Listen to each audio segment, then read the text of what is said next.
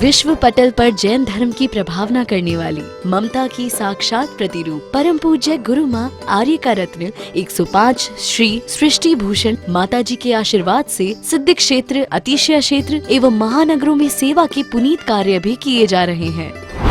अनेकानेक आध्यात्मिक पुण्य के कार्य, साधुओं के आहार, विहार, औषधि एवं उपकरण आदि की व्यवस्थाएं सुचारू रूप से कई वर्षों से की जा रही है। माता जी और छोटी माता जी का बहुत बहुत धन्यवाद देना चाहती हूँ, क्योंकि अगर आज डैडी ठीक होके वापस सही हुए हैं इस उम्र पे, इतनी बड़ी प्रॉब्लम आने के बाद, उस एक किसी मिरेकल से कम नहीं है, किसी जादू से कम नहीं है, और वो सिर्फ माता जी लोगों के आशीर्वाद का ही फल है। माता जी पहुंची हरियाणा का प्रदेश, मंदिरों में ये स्थिति कि एक दो बूढ़े व्यक्ति चले जा कर के और यदि उनने अभिषेक कर दिया तो बस इतना हो गया।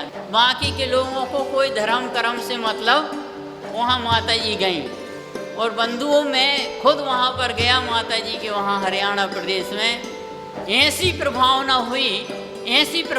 हुई कि 50 व्यक्ति वहाँ पर पूजा करने लगे।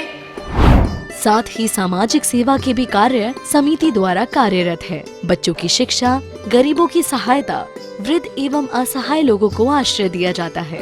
गौ संरक्षण एवं संवर्धन के लिए गौशाला का निर्माण एवं चारा जैसी सराहनीय कार्य किए जा रहे हैं। देर न करें, आज ही जुड़ें ऐसे महापुण्य के कार्यों से। 1 लाख से अधिक राशि देकर संरक्षण आदि पद प्राप्त कर सकते हैं। साथ ही छोटी राशि दान करके भी पुण्यार्जन कर सकते हैं। आप अपनी दान राशि दिए गए निम्नलिखित बैंक खाता विवरण में जमा करा सकते हैं। अधिक जानकारी हेतु संपर्क सूत्र। आजकल 1 घंटा तो उस बच्चे के पीछे पागलों की तरह घूमो, उसके बाद वो क्रोध दिखाता है, आंखें दिखाता है, और बच्चा माँ से नहीं पूछता, माँ पूछती है बता बेटा क्या बना दो। अब इतना लायक बना दिया, तुम्हें नालायक नहीं समझेगा तो क्या समझेगा। ध्यान रखना, मम्मी कहती वो खाता नहीं, हमने कहा खाएगा ही नहीं, और जबरदस्ती खिलाओगी तो लीवर और खत्म हो जाएगा उसका। क्योंकि खाना कब, जब भूख लगी हो। उसे जीने की शैली सिखाओ। हमने कहा बेरीढ़ के बच्चे पहले डंडे पड़ते थे, ये मत सोचना कि बच्चों को कष्ट होता था, लेकिन हाथ में ऐसे बहुत सारे सेल हैं जो कि हार्ट अटैक नहीं आते थे पहले। कभी बच्चा जी भर के रो लेता था, हमारे आंखों में भी कुछ ऐसी ग्रंथियां जिनसे आंसू निकल जाएं, मचल जाता था बच्चा। आपने देखा आज ना रोने देते हो ना मचलने देते हो, और जो कहे उसकी तुरंत फरमाइश पूरी करते हो। आपने सोचा आपने उस बच्चे का भविष्य खत्म कर दिया। आप अपने बोलते ये की तो है माता जी, हमने कहा ये के तो कंस थोड़ी करो पैदा, एक ही है तो क्या करोगी, कंस पैदा करोगी क्या। आप हर फरमाइश पूरी करोगी, हर जिद उसकी पूरी करोगी। आपको पता है बच्चा जब स्कूल जाता है तो मैं उसे देख के सोचती हूँ कुछ बने या नहीं, कुली जरूर बन जाएगा, सामान ढोने वाला। अरे बच्चों का दिमाग बोझिल, बिल्कुल बुज़दिल हो गए, उन्हें पढ़ो पढ़ो पढ़ो, उनके दिमाग का विकास होने दो। 8 वर्ष तक बच्चे का पूर्ण विकास होता था, इसलिए हमारे यहाँ 8 वर्ष में बच्चों को गुरुकुल भेजा जाता था। और आज वो 4 साल का, 2.5 साल के बच्चे को, 3 साल के बच्चे को उसकी माँ स्कूल भेज देती है, और बड़े उससे कहती मेरा बच्चा तो स्कूल चला गया, शांति है। हमने की शांति है, तेरे जीवन भर अशांति पैदा करेगा। क्योंकि पहले हर बाप बेटे से ज़्यादा जानता था, और आज हर बच्चा अपने बाप से ज़्यादा जानता है। आपको पता है हर बात पे बच्चा आपसे क्या कहता है, रहने दो आपको कुछ आता भी है, और आप बड़े हंस के कहते हो अच्छा है बच्चे को आता है। अरे बच्चे को कम से कम 15 मिनट अपने घर की तौर तरीके सिखाओ, अपने घर में धर्म के बारे में बताओ, वरना बच्चा नोट के बंडल तो लाएगा, तुम्हें पैसे तो भिजवाएगा, लेकिन तुम्हारे पास नहीं आएगा। तुम उस दिन कितने पछताओगे कि जिनको हमने बोलना सिखाया था वो चुप रहना सिखाते हैं, जिन्हें गिनती सिखाई थी वो गलतियां गिनाते हैं, और जिनके सदमे में, जिनके सजदे में जागे थे, यानी उनकी लंबी उम्र में जागे थे, वो सदमे में जगाएंगे। बहुत खुशमत हो ना। तो हमारे यहाँ क्या कहा है कि बच्चों को हर बात में बोलो बेटा अपना काम करो, खाने के टाइम में बोलो बेटा लेकर बैठो अपना, ये रखा है ना खुद ले लो। आप 1-2 बार सिखाइए, वरना अपनी लाइफ में, अपनी जिंदगी में वो पत्नी से भी इतनी अपेक्षाएं करेंगे। और पत्नी भी तो इसी परिवेश में पल के गई है। पत्नी के बाप ने भी उसकी हर ख्वाहिश पूरी की है, वो पति से भी यही चाहेगी। और जब 2 भिखारी 2 लड़ाकू मिल जाएंगे तो अखाड़ा ही होएगा, महाभारत होगी। महाभारत कहाँ से होगा?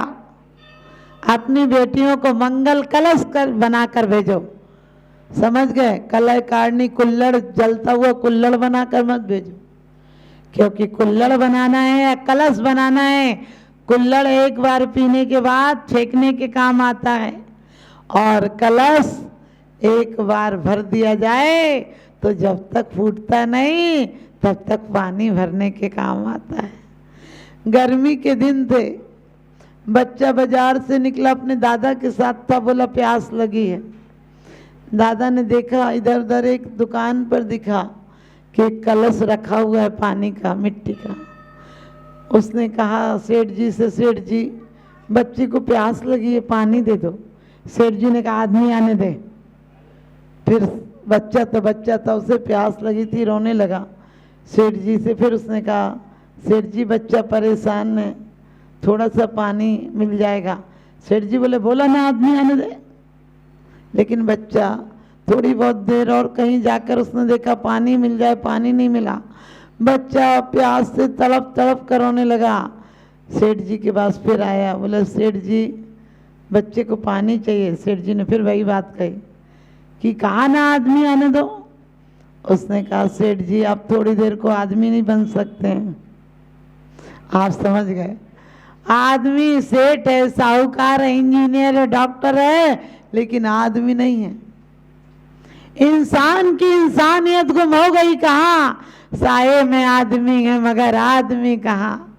वास्तव में आदमी के चोले में हम आदमी नहीं रहे, हम इंसान नहीं रहे, भगवान कहाँ से बन जाएंगे? तो बड़ी सुंदर बात कहिए कि एक राग है जो संसार को बढ़ाती है, एक राग की आग संसार में झुलसाती है, और एक वीतरागता त्याग की आग, ध्यान रूपी अग्नि की आग कर्मों को भस्मसात करा जाती है, अतीन्द्रिय सुख दिलाती है, परम सुख दिलाती है। सिर्फ गंधोदक लगाने से कुछ नहीं होगा। लोग बड़ा कहते हैं माता जी गंधोदक दे दो, गंधोदक दे दो। मैंने कहा गंधोदक क्या होगा? तुम अपने जीवन को गंधोदक की तरह बनाओ। जो परमात्मा का एक बार स्पर्श होता है और मस्तक पर आ जाता है, और वही पानी जो परमात्मा से स्पर्शित नहीं हो तुम्हारे सिर पर आ जाए तो नाली का गंदा पानी हो जाता है। आप अपने जीवन की सांसों को नाली का पानी नहीं, गंधोदक बनाना। गंधोदक मात्र मेरे हाथ से लेने से नहीं होगा, मेरे दर्शन भी करोगे, गुरुओं के दर्शन भी करोगे, परमात्मा के दर्शन करके भी तुम्हारा जीवन गंधोदक हो जाएगा। तुम अपने पैर छुओ तो पागल, और गुरुओं के पैर छुओ तो पुण्यात्मा। आप समझ गए?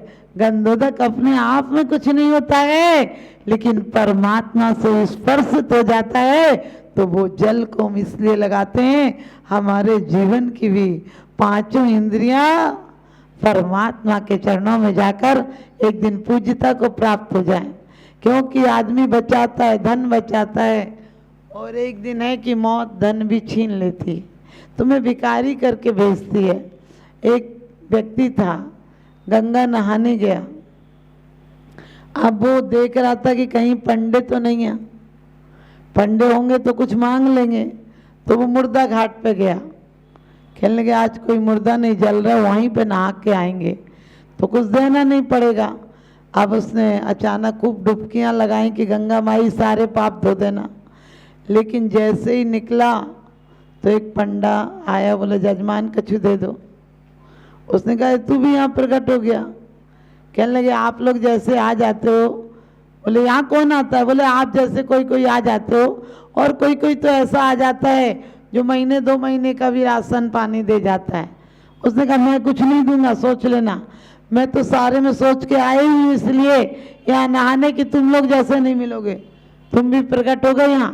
तो कहने लगे हम तो यहीं आ जाते हैं, आप लोग जैसे कभी काल आ जाते हो। वहाँ बहुत भीड़ होती तो मेरा नंबर नहीं लगता है, मैंने सोचा तुम यहाँ आए हो तो तुम कुछ दे जाओ। उसने कहा मैं कुछ नहीं दूंगा, मैं कुछ नहीं दूंगा। तो वो बोला भैया कुछ तो देना ही पड़ेगा, नहीं तो मैं तेरे पैर नहीं छोड़ूंगा, तुझे गंगा में ढकेल और दूंगा गहरे पानी में। तो बोला बड़ा सोच विचार के बोला चल 1 पैसा दे दूंगा, लेकिन मैं लेके नहीं आया हूँ, घर पर से दूंगा। उसने कही ठीक है, तुम घर का पता बता दो, मैं आ जाऊंगा तुम्हारे यहाँ लेने। तो वो कहने लगा 1 महीना तो मैं बाहर जा रहा हूँ, 1 महीने बाद एकादशी को आ जाइयो। बोला ठीक है। और वो पंडा भी पूरा पंडा ही था, ठीक है लड़का ही होगा। वो तो सुबह सुबह दूसरे दिन पहुंच गया। वो गलत पता दे के गया था, वो भी फिर भी पता लगा कर पूछ गया, सही जगह पहुंच गया वो। और कहने लगा, पत्नी बाहर आई तो कहने लगी कि क्यों आए हो तुम पंडा जी? कहने लगे जजमान कछु देने को कहे आए थे कल, तो मैं आया हूँ लेने के लिए। तो पत्नी बोली कि तुम कुछ देने का कह के आए थे, तुम पंडे को कुछ देने का कह के आए थे क्या? बोले हाँ 1 पैसा देने का। तो बोले फिर दे दो, पंडे बाहर बैठा है। बोले कह दे कि वो तो बीमार है, उठ नहीं सकते हैं, अभी नहीं दे सकते हैं। तो पत्नी ने कहा कि अरे वो तो बहुत बीमार हैं, वो उठ नहीं सकते हैं, इसलिए अभी वो दे नहीं सकते हैं। तो पंडा बोला कोई बात नहीं, अब वे बीमार हैं तो हम उनको ऐसे छोड़ के कैसे जाएं, अब वो ठीक हो जाएंगे, लाओ राशन पानी, हम यहीं पे अपना सीधा बना के खाएंगे, और जब ठीक हो जाएंगे तो 1 पैसा लेके जाएंगे। अभी तो उल्टी आफत फंस गए। कहते दिन दिन बढ़ती नहीं उलझने सुलझ नहीं पाती हैं, हल होती हैं एक अगर तो 4 नहीं आती हैं। अब उसने कहा कि वो कह रहे तो हम तो यहीं बैठेंगे, सीधा ला के दो, यहीं बनाएंगे खाएंगे, और ठीक हो जाएंगे जजमान तब जाएंगे। तो उसने कहा कि कह दो तुम कि वो तो मर गए। तो वो रोती रोती गई, कहने लगी कहा बताएं, वो तो बीमार थी, अभी अभी जाके देखा तो वो मर गए। तो पंडा बोला मर गए हैं तो अकेली दुख में तुम्हें कैसे छोड़ के जाएं, अब तो हम उनकी क्रियाक्रम करा के ही जाएंगे। अब उसने कहा कि नहीं नहीं, हम अब तो अपने रिश्तेदारों से करा लेंगे, तुम तो जाओ अपने, तुम गंगा में जाओ, मैंने वहीं लेके आएंगे, तब तुम्हें देंगे 1 रुपया, 1 अन्नी तुम्हें वहीं दे देंगे। वो बोला अरे तुम अकेली कैसे परेशान होगी, तुम घर में 2 रहोगी के सबको बोलने जाओगी, हम बोल आते हैं गांव में, तुम अकेली कहाँ परेशान होगी। तो बोले हम बोल आते हैं। उसने जाके गांव में बोल दिया कि वो फलाने खत्म हो गए। अब पूरा पंचायत आ गई, वो कहे नहीं मरे नहीं मरे, पंचायत कहे दुख में बोल रही है, वो तो मर गए। और वो भी पूरा सांस रोक के पड़ा। अब वो कहे हम कह रहे भैया नहीं मरे, झूठ ही कह रहे थे। लोग कहे अरे सदमे में औरत ऐसे ही बोलती, क्या करे, उसे बर्दाश्त नहीं हो रही। औरत के हाथ पैर पकड़े, लोगों ने कहने लगे अरे ये इसका प्यार बोल रहा है, इतनी जल्दी थोड़ी छोड़ेगी।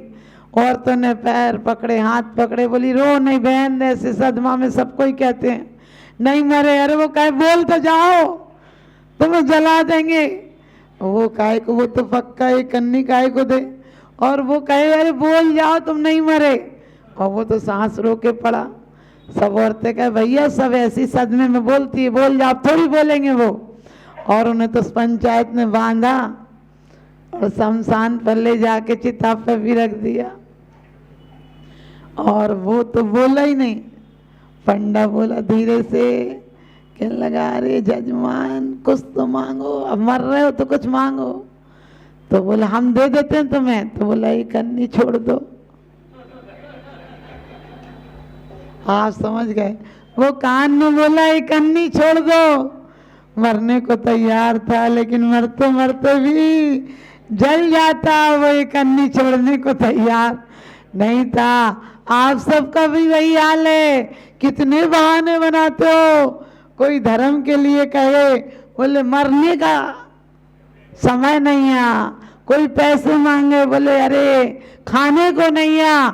हमने की रामायण की वो चौपाई याद करो, जय की रही भावना जैसी, ताने संपत्ति पाई तैसी। अभी मरने को समय नहीं मिलता है, अगले जन्म में मरने के अलावा कुछ करने को समय नहीं मिलेगा। इसलिए अभी खाने को पैसे नहीं है, अगले जन्म में खाने लायक ही नहीं बचोगे। एक सांस में 8-10 बार जन्मो मरो भरो दुख बार।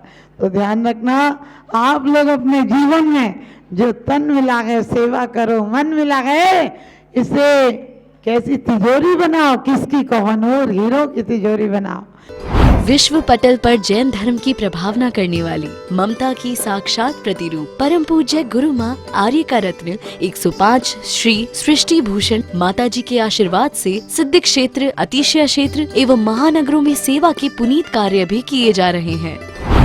अनेकानेक आध्यात्मिक पुण्य के कार्य, साधुओं के आहार विहार, औषधि एवं उपकरण आदि की व्यवस्थाएं सुचारू रूप से कई वर्षों से की जा रही है। कि माता जी और छोटी माता जी का बहुत बहुत धन्यवाद देना चाहती हूँ, क्योंकि अगर आज डैडी ठीक होके वापस सही हुए हैं इस उम्र पे, इतनी बड़ी प्रॉब्लम आने के बाद, उस एक किसी मिरेकल से कम नहीं है, किसी जादू से कम नहीं है, और वो सिर्फ माता जी लोगों के आशीर्वाद का ही फल है। माता जी पहुंची हरियाणा का प्रदेश, मंदिरों में ये स्थिति कि 1-2 बूढ़े व्यक्ति चले जाकर के और यदि उनने अभिषेक कर दिया तो बस इतना हो गया।